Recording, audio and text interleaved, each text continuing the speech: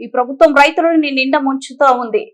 వడ్లు వచ్చి ఇప్పటికి దాదాపు 15 రోజులైనా వరి కొనుగోలు కేంద్రం వారం రోజుల కింద ప్రారంభించిన ఈ రోజు వరకు దాదాపు ఎంహెచ్పల్లి, నిజాలాపూర్, మూసాపేట, జానంపేట, నందిపేట, దాసరిపల్లి, వేముల, మూసాపేట గ్రామాల్లో ఇప్పటి వరకు వరి కొనుగోలు స్టార్ట్ కూడా చేయలేదు.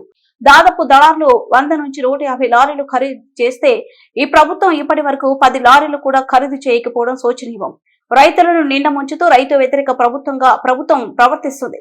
దయచేసి మండల్ తహసీల్దార్, ఏవో, ఏపీఎం, పిఎస్సిఎస్ సెక్రటరీ వీళ్లు వరి కొనుగోలు చేసే రైతులను ఆదుకోవాలని మండల బీఆర్ఎస్ పార్టీ తరపున వినతి పత్రం ఇవ్వడం జరిగింది.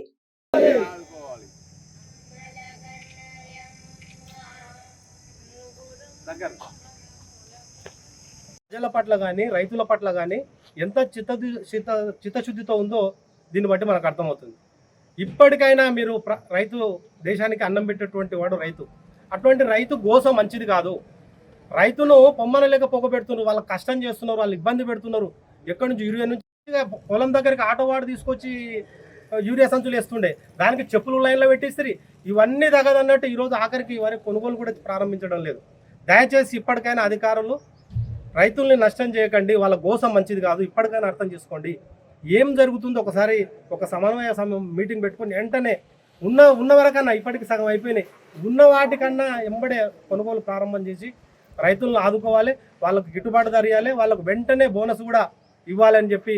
అంటే బోనస్ ఇస్తాము 500 ఎకరాల క్వింటాల్ కంటే కూడా రైతులు ప్రభుత్వం కోసం వెయిట్ చూస్తలేరంటే ఈ ప్రభుత్వం మీద రైతులకు ఎంత నమ్మకం ఉందో ఒక్కసారి మీరు మీ చిత్తశుద్ధిని ఒకసారి మీరు ప్రశ్నించుకోండి.